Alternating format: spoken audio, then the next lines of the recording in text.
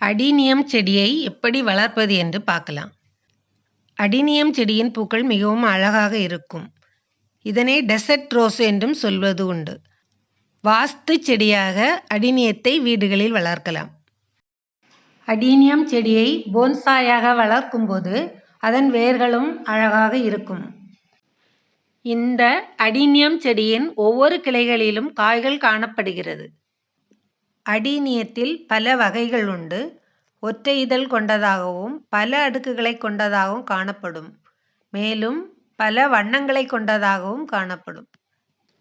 Adenium செடியை எப்படி உற்பத்தி பண்ணுவது என்றால் 3 முறைகளில் பண்ணலாம். இது முதல் முறை. செடியின் கிளையை வெட்டி வைத்து வளர்க்கலாம். தாய் செடியின் பூக்கள் எந்த நிறமோ அந்த நிறம்தான் கிடைக்கும். ஒரு செடியைத்தான் உற்பத்தி பண்ண முடியும். இரண்டாவது முறை. அடினியத்தின் தண்டு பகுதியை வெட்டினால் பசை போன்ற ஒரு திரவம் வரும். இருவேறு பூக்களை கொண்ட அடினியம் செடியின் தண்டுகளை ஒட்டியும் வளர்க்கலாம். லிங்க் டிஸ்கிரிப்ஷன் பாக்ஸில் இருக்கிறது, பார்க்கலாம். கலைகள் 64. அதில் ஒன்று தோட்டக்கலை. செடி வளர்ப்பு என்பது சாதாரணமாக வளர்த்துவிட முடியாது. ஒரு சவாலான விஷயம்தான். செடிகளும் குழந்தைகளை போன்றதுதான். அரவணைத்து வளர்க்க வேண்டும். அப்போதுதான் நல்ல பலனை தரும். காய்கள் முற்றியவுடன் ரப்பர் பேண்ட் அல்லது நூலால் கட்டிவிட வேண்டும். விதைகளின் இரு பக்கமும் பஞ்சுகள் இருப்பதால் காற்றில் பறந்து எங்கோ சென்றுவிடும்.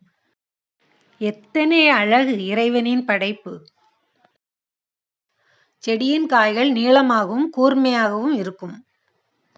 பூக்கள் என்றாலே அழகுதான். பூக்களை ரசிக்காமல் யாராலும் இருக்க முடியாது. விதைகளின் இரு பக்கமும் உள்ள பஞ்சுகளை பிரித்தெடுத்து விதைகளை ஸ்டோர் பண்ணலாம். இதன் விதைகள் சிறு குச்சியை வெட்டி வெட்டி வைத்தது போல் காணப்படும்.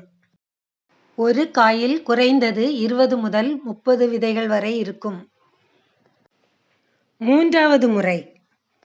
விதைகள் மூலமாகவும் வளர்க்கலாம். விதை மூலம் வளர்க்கும்போது நிறைய செடிகளும் கிடைக்கும். ஒவ்வொரு செடியின் பூக்களும் வேறு வேறு நிறத்தை கொண்டதாக இருக்கும். அடுக்கு, ஒற்றை என எப்படி வேண்டுமென்றாலும் வரும். ஆனால் நாம விதை எடுத்து போடும்போது அது கலர் எப்படி வரும் என்று சொல்ல முடியாது.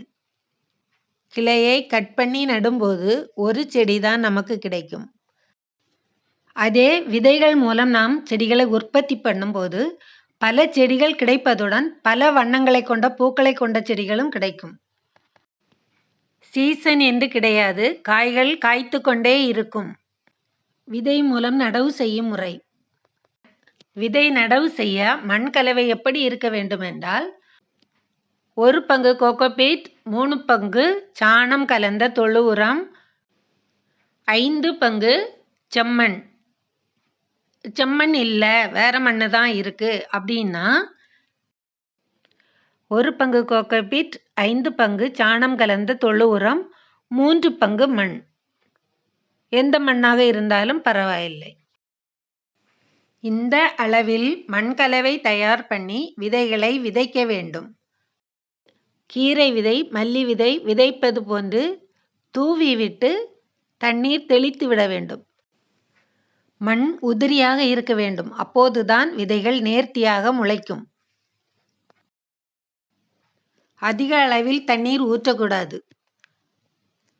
விதைத்த பின் மண்ணை கிளறவும் கூடாது.